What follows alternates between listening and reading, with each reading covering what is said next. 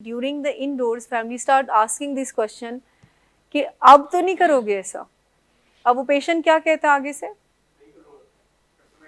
वो कहते हैं जिस जगह पे बात हो रही होगी ना, आप मुझे वहां पे नहीं पाएंगे। आप तो ड्रग्स की बात करती हैं, जहाँ ड्रग्स की बात हो रही होगी मैं वहां पे आपको नजर नहीं आऊंगा।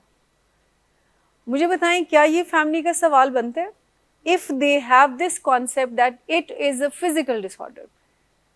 कि एक बंदे का अगर किसी का ऑपरेशन होता है, सर्जरी, और उसको स्टिचेस आते हैं, तो कहें तो होनतन दर्द नहीं होएगी ना, ऑब्वियस है दर्द होगी उसको, ठीक। लेकिन मेरा सवाल आज बेसिकली पेशेंट से है, बट ये मिस जो बात करी थी उसको आगे कर, अगर इसको प्योरली डिजीज समझ लिया जाए, पेशेंट से अभी इतनी एक्सपेक्टेशन हाई इसलिए नहीं होती है क्योंकि जिस नज़रिए से उन्होंने बीमारी समझना है वो ही अभी डावाडोल है। यानी ब्रेन ही उनका अभी इस कैपेसिटी में नहीं है कि वो अपनी बीमारी को बीमारी समझें। उनको अवेयरनेस की बात नहीं है, उनके पास इक्विपमेंट नहीं, उनको लग रहा होता है सारी दुनिया ख़राब है, विलिंग वे जालम है, मेरी लिबर्टी बंद कर ली है, हमारी ज़िंदगी को सफोकेट कर दिया। They will never think about कि मसला मेरे नाल की है। 2-2 साल से, 1.5 साल से एक पेशेंट है, 5-5 साल से एक पेशेंट है, वो कभी भी इस इशू पर बात नहीं करेगा, और ये वो जानबूझकर नहीं करता। Let me tell you one thing very clearly, उसको वो ये जानबूझ, वो कहेगा कि चलें कुछ और खेलते हैं, कुछ और बात करते हैं, अम्मी कितनी जालिम है, अब्बा कितने जालिम है, फलां सोसाइटी ने मेरे साथ बहुत जुल्म किया, इधर करते हैं उधर करते हैं, स्टैंड्स पे करते हैं, पैसों पे कर लेते हैं।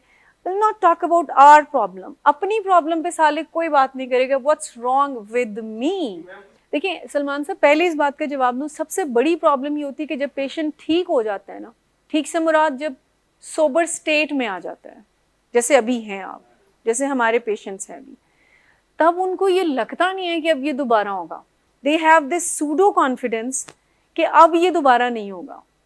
कैसी बात करें, जितनी जलालत मेरी हो चुकी हुई है कि आपको लगता है मैं दोबारा ये करूँगा।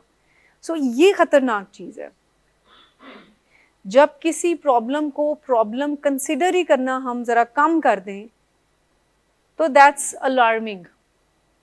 या आप कर लेते हैं प्रॉब्लम ये है ये नहीं है, प्रॉब्लम है कि मैं हेरोइन ना करूं, मैं अल्कोहल ना करूं, मैं मेरा ड्रग ऑफ चॉइस ना करूं। ये प्रॉब्लम नहीं है कि आप मुझे काम ही नहीं करने दे रहे हैं, आप मुझे स्कूल ही नहीं जाने दे रहे हैं, मुझे यूनिवर्सिटी नहीं जाने दे रहे हैं, मुझे शादी ही नहीं करने दे रहे हैं।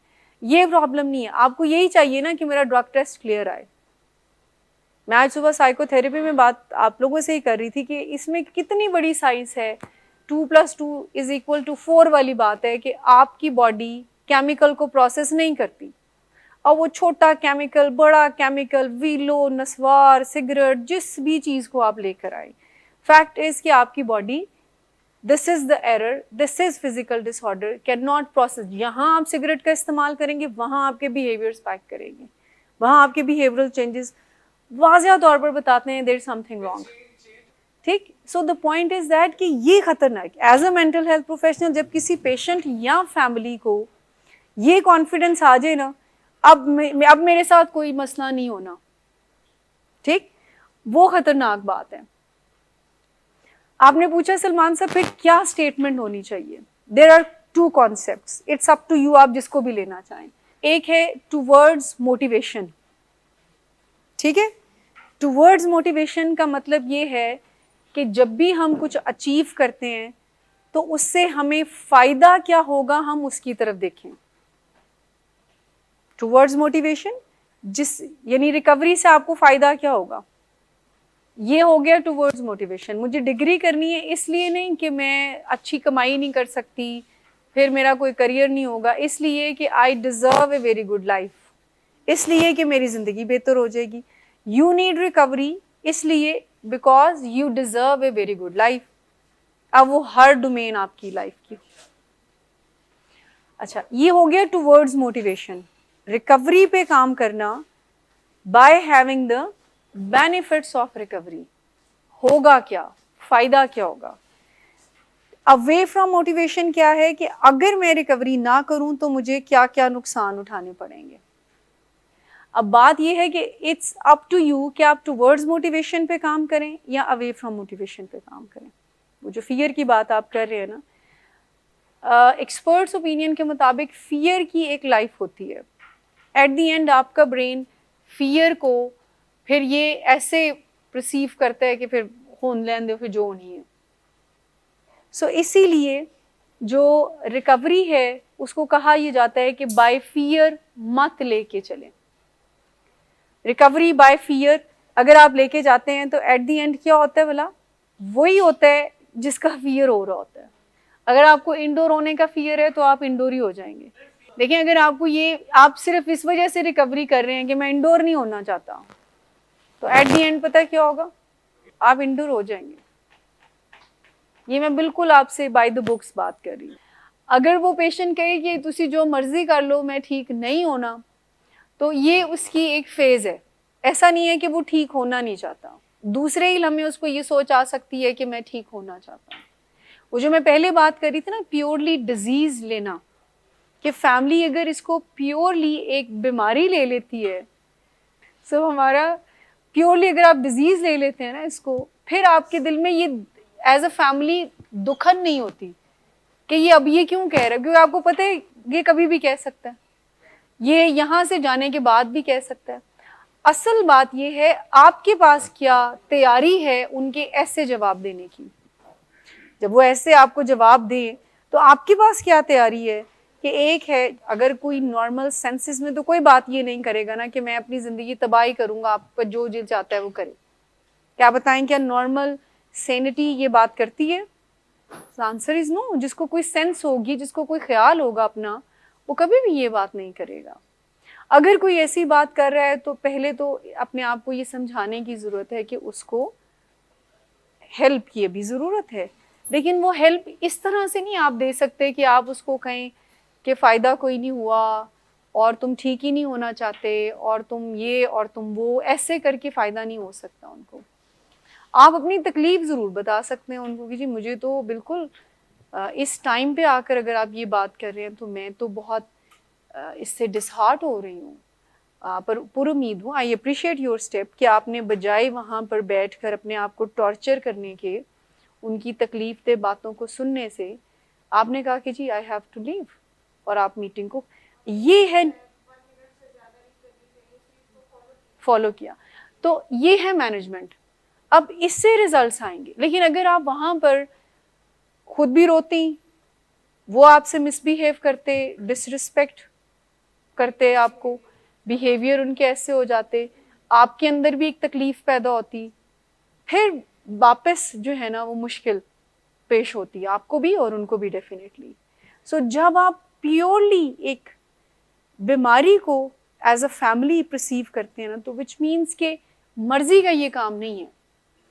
इस बात पे पेशेंट की ताक या पेशेंट से ये एक्सपेक्टेशन मत रखें कि वो कहेगा। बाज़-औक़ात फैमिली लीडिंग क्वेश्चंस करती है, आप ड्रग तो नहीं करोगे, सिगरेट के बारे में तुम्हारा क्या ख्याल है, जो कोई भी है यहीं पे बता दो, हम यहीं पे निपट लें। भी आपको वो कभी भी नहीं बताएगा कि सिगरेट के बारे में मेरा क्या प्लान है। हो सकता है इंडोर उसका प्लान ना हो, बाहर जाकर प्लान बने। हो सकता है कुछ पेशेंट कहते हैं कि अगले भी 100 दिन में काट लवा अच्छी तरह, बदल शदल छट जाते, फिर मैं सिगरेट दी गल लेके आऊँगी। सो द पॉइंट इज़ दैट कि पेशेंट को मैं मुखातिब करके ये पूछना चाहती हूँ कि आप रिकवरी को टुवर्ड्स मोटिवेशन लेके चलते हैं या अवे फ्रॉम मोटिवेशन। अगर किसी पेशेंट को बहुत ज़रूरत पड़ती है तो हम देते भी हैं। जैसे अगर बहुत उनका क्लिनिकल पिक्चर डिप्रेशन का होता है तो फिर तो मेडिसिनल हेल्प उनको दी जा सकती है। लेकिन अगर वैसे ही उदास नाराज, इधर लड़ उधर लड़, उसको लग रहा होता है कि जो मैं लड़ रहा हूँ ना ये बिल्कुल जेन्युइन है, कि अब मैं काम के बारे में बात कर रहा हूँ तो आप सीरियस नहीं हो रहे, अब मैं फलां चीज़ के बारे में बात कर रहा हूँ तो आप सीरियस नहीं हो रहे, उसको अपने ये नॉन इश्यूज़ मेजर इश्यूज़ लग रहे होते हैं। ये मैं बात कर रही हूँ यहाँ से जाने के बाद की। It's a collaborative work. मैं आपको बताऊँ, आप जो हम स्टेक होल्डर हैं, हम, आप और फैमिली, अगर ये तीनों अपने अपने हिस्से का काम करते हैं तो फिर हम रिजल्ट पाएंगे। जो कमिटमेंट इंडोर में की होती है कि इंशाल्लाह ड्रग्स को मैंने देखना ही नहीं है, बाहर क्यों नहीं होती? बिकॉज आपका इन्वायरमेंट चेंज होता है।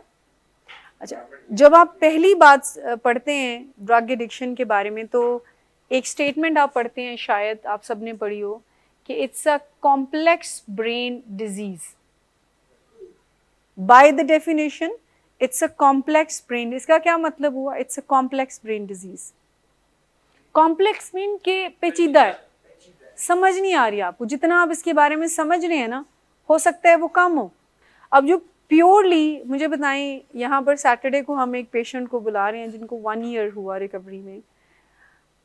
मैंने उनको देखा कि जो भी उनको कहा गया ना, उनकी फैमिली ने और उन्होंने एक भी उन्होंने एक छोटी टेलर ट्रिम नहीं करना चाहा, जैसा उनको कहा गया वैसा उन्होंने किया।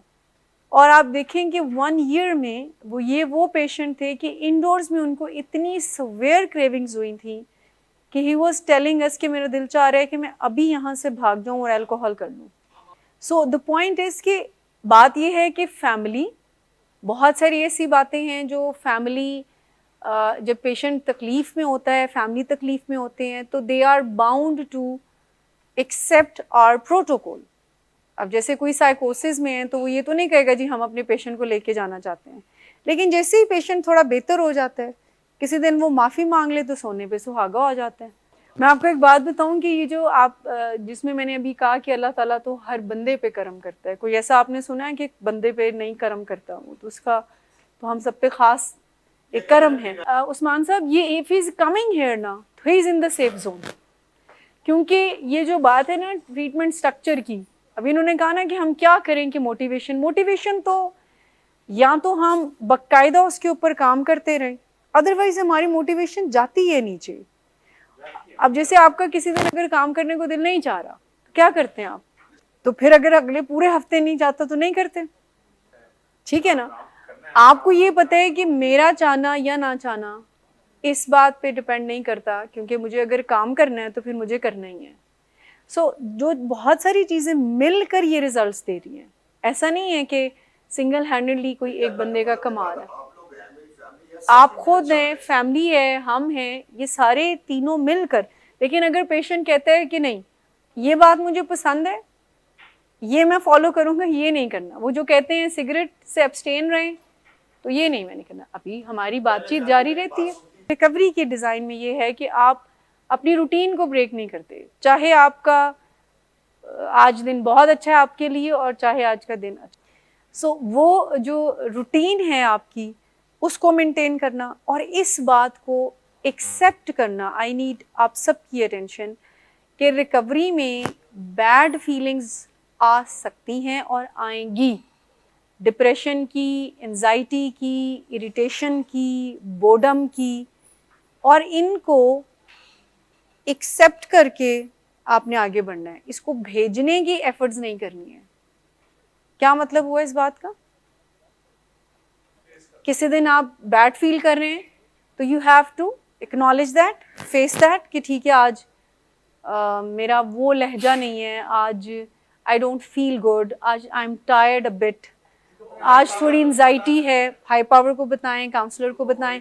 उसको अवॉइड नहीं करना, उसको उसका कोई हल, चूँकि आपके पास अभी हल है नहीं, हेल्दी हल नहीं है ना आपके पास, मास्क नहीं करना, उसको एक्सेप्ट और एक्नॉलेज करना है कि यस आज ज़रा चैलेंजिंग डे है, हाँ अब मुझे वैसी खुशी नहीं मिलती, हाँ अब ज़रा मैं उदास सा रहता हूँ। इसको एक्सेप्ट करेंगे तो ये जाएगा। अगर आप इसको भेजने की बात करेंगे ना, तो इसका क्या मतलब होगा कि आपके पास उसको भेजने के, उसको ठीक करने के कौन से मैनेजमेंट टूल है। जब भी आपने कोई बैड फील किया तो आपके पास क्या तरीकाकार था? ड्रग्स, ठीक है, हु सेड दैट? ड्रग्स थे। तो अब जब तक आप नए रूल्स नहीं बनाते हैं, उस वक्त तक आपको you have to acknowledge, I am using the word, your state, yes I am having the bad feeling, but इसी के साथ मुझे गुजारा करना है। आपकी जो डेली चॉइसेस है वो आपकी ज़्यादा मूड ड्रिवन होती हैं, या आप अपने आप को एक नॉर्मल, जिस मिसाल के तौर पर किसी का दिल चाहता है कि ये नहीं खाना, ये भी एक मूड की अर्ली वार्निंग साइन होती है कि अच्छा मुझे ये नहीं खाना, मुझे वो खाना है, और फिर आप वही खाते हैं जो आप खाना चाहते हैं एट एनी कॉस्ट। ये मूड प्रॉब्लम है, बच्चों में आप देख रहे होते हैं। फिर जो आपका मूड कहते हैं, अगर आप वही मानते रहते हैं ना, these are the science of mood problems, not disorder. अभी आज उठने को दिल नहीं चाह रहा बेड से 5-10 मिनट और, that's a warning sign somebody is having mood problem. Shower लेने को दिल नहीं चाह रहा तो चलें आज दांत साफ़ किए बगैर ही नाश्ता करते हैं। सो जब आपके डिसीजंस मूड ड्रिवन होते हैं, दिल नहीं चाह रहा, तो which means you have mood problem. एक पेशेंट थे तो उन्होंने अपनी फैमिली, जब वो इंडोर में हुए तो फैमिली ने बहुत ऐसा वेलकम उनको दिया कि उनमें इंडोर होके आए हैं तो मेरे नाम है तुसी कितनी ज़मीन ला रहे हो, मुझे कौन सी गाड़ी लेके दे रहे हैं और मुझे ये कौन सा, तो उनकी फैमिली को हमने मना किया, नदीम साहब हंस रहे हैं, उनकी फैमिली को हमने मना किया कि आपका ये जेस्चर उनको ये इम्प्रेशन देगा कि आप इंडोर अपनी वजह से नहीं गए हैं, सो आपको खुश करना ना हमारी जिम्मेदारी। सो अगर आप यहाँ पर ट्रीटमेंट आपने लिया है तो अब हम बताएं हम आपके लिए क्या करें, एक टांग पे खड़े हो जाएं, उन्हें आप बेफिक्र हो जाए, हम कुछ ऐसा नहीं करेंगे।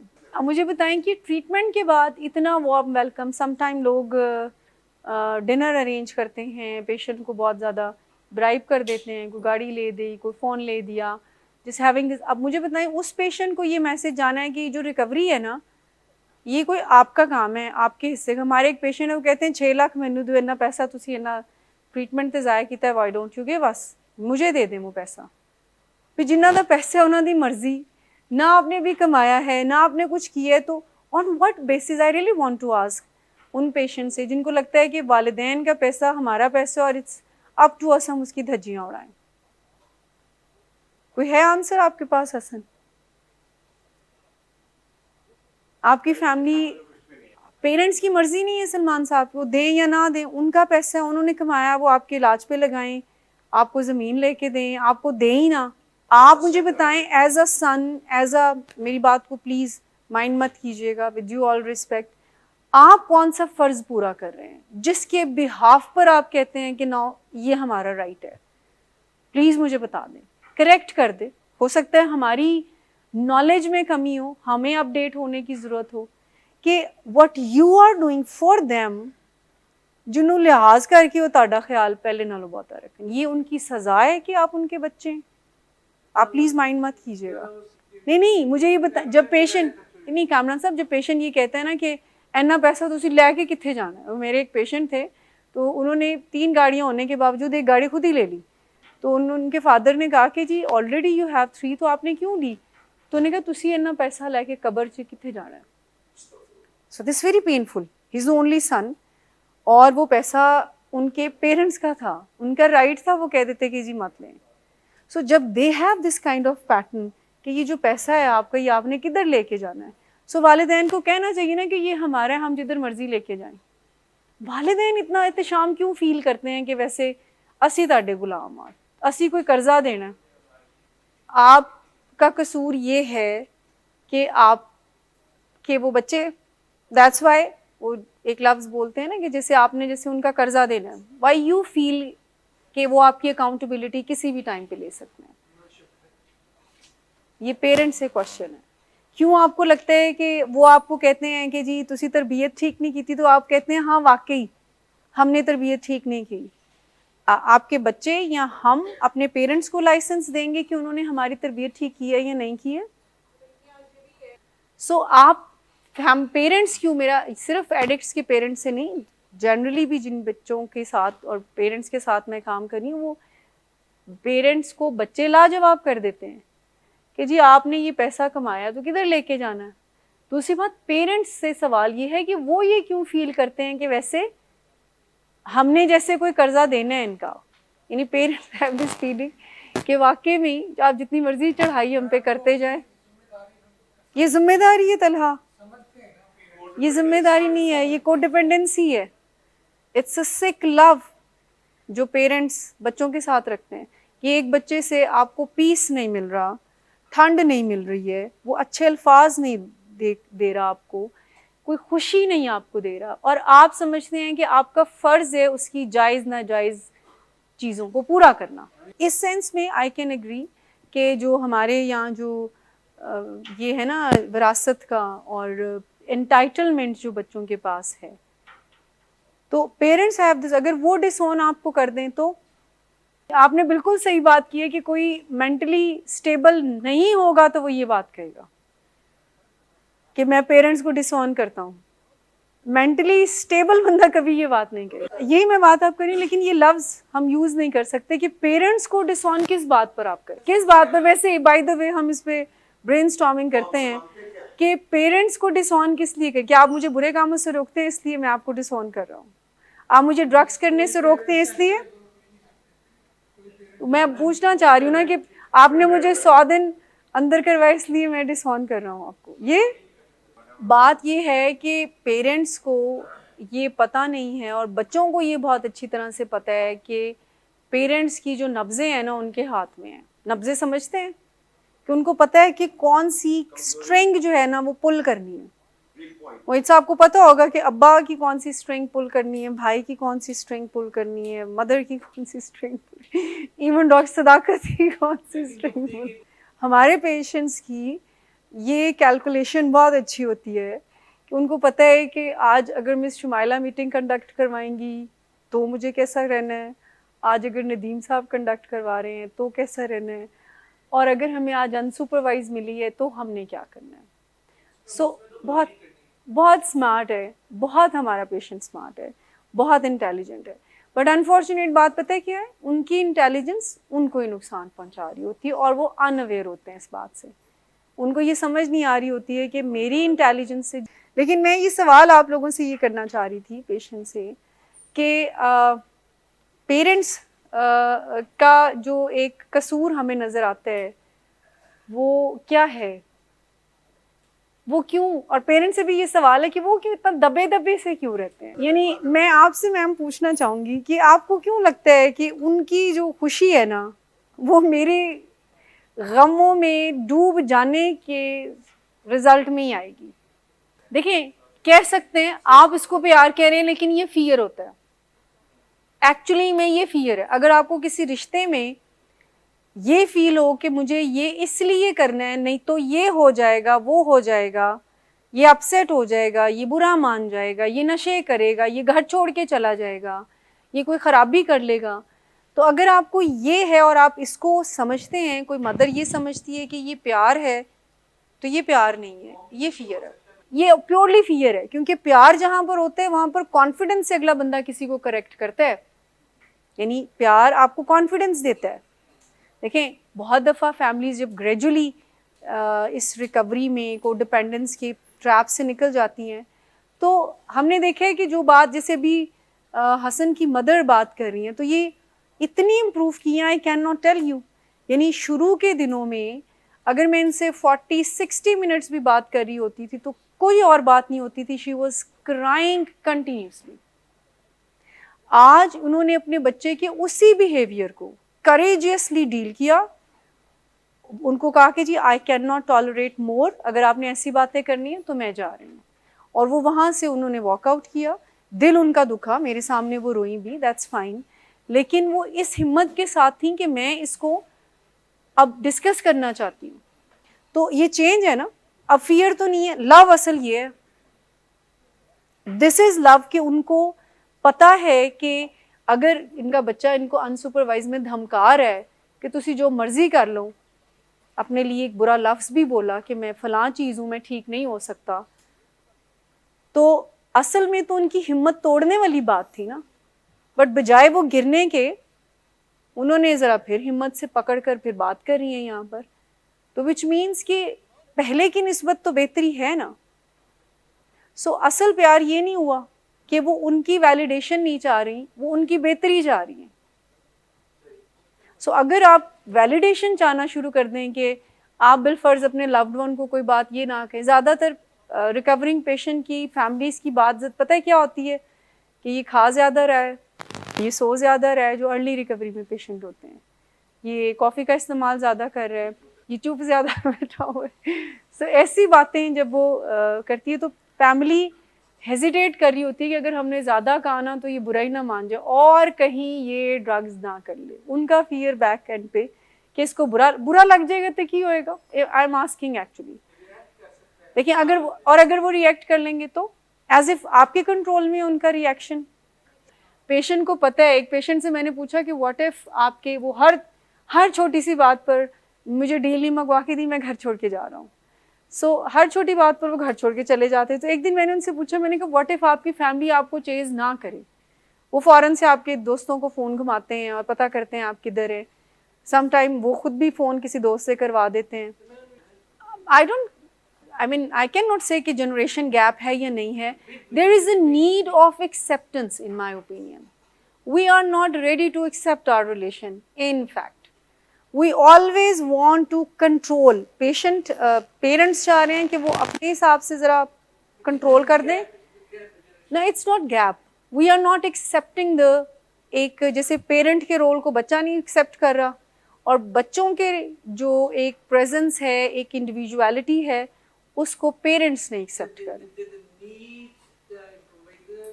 There is a need to create an acceptance attitude towards the relations, and there is a need to have this idea that other person can have the disagreement easily। इसमें ये नहीं है कि आपका बच्चा है तो फिर उसको वैसा ही होना चाहिए जैसा आप समझते हैं। हाँ, इम्प्रूवमेंट, टीचिंग आपकी जॉब एज अ पेरेंट्स, बच्चों की जॉब नहीं है टीच द पेरेंट्स। पेरेंट्स की जॉब ये ज़रूर है। अच्छा, अब उसमें मेथोडोलॉजी के ऊपर फ़र्क आता है, मेथोडोलॉजी बहुत चेंज हो जाती है। अगर आप अपने बच्चों को ये कह रहे हैं कि अगर तुमने ड्रग्स नहीं छोड़ी तो तुम्हें घर से निकाल देंगे, that's not the right way. अगर आप कहते हैं कि फ़लाँ चीज़ आपने ठीक नहीं की तो फिर हम ये कर देंगे, that's not the right way. अगर आप वाकई में बच्चों के अंदर चेंज, जैसे अभी हम बात कर रहे हैं हसन की, तो अगर उन्होंने ये बात की है तो आपको क्या लगता है कि वो दिल से ये चाहते हैं?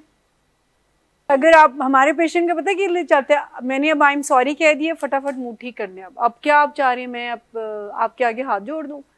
They have that kind of pattern. ऐसा नहीं होता, अगले बंदे को टाइम होता है। अब जैसे इन्होंने ये बात की है तो इनकी पहली मीटिंग ये अपसेट हुई है, पहली मीटिंग ये ख़राब हुई ना, इट वॉज ओके। उस वक्त मैंने अपना कोई जादू नहीं चलाया और इस दफ़ा चला दिया, और जादू नहीं चला था। She is in pen. मैं आपको बताऊं कि फैमिली की दिक्कत पता है क्या है, आप ठीक होना शुरू हो जाएंगे, फैमिली की पेन शुरू हो जाएगी। पिछले दिनों एक मुझे पेशेंट की वाइफ कह रही थी, जो कि बहुत मतलब she is very according to the protocol and all that. तो जब पेशेंट ठीक हो रहा है ना, पेशेंट इज़ डूइंग गुड, समझ रहा है, उनको एंगर बाउट्स आ रहे थे। उनको लग रहा था कि मैं कुछ ऐसा करूं कि इसको चल पता। Actually she use the word, उनको एग्रेशन आना शुरू हो जाता है। स्ट्रेंज नहीं, and that's very true. Aggression, देखिए पेशेंट, आप देखिए पेशेंट हमें क्या सजेस्ट कर रहे होते हैं। पेशेंट एक जैसे डॉक्टर सदाकत का 40+ ईयर का ट्रीटमेंट का तजर्बा है, मैंने देखे बच्चे पेशेंट बड़े कॉन्फिडेंस से उनको गाइड कर रहे होते हैं कि उनको क्या करना चाहिए और क्या नहीं करना चाहिए। तो ये कोई ऑर्डिनरी बात तो नहीं है, तो हवाओं में रहने वाली बात ही है ना। और एज की कोई कैद नहीं है। 18 साल का पेशेंट भी डॉक्टर साहब को समझा रहा होता है कि डॉक्टर साहब मैंने जान दो, उनमें नशा नहीं करांगा।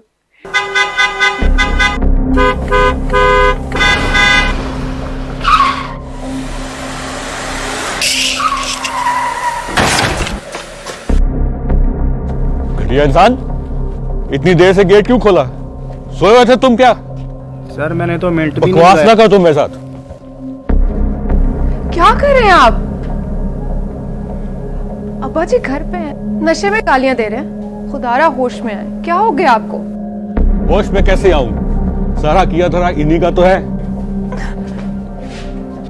शराब नोशी की वजह किरदार की खराबी नहीं, मूड की खराबी है।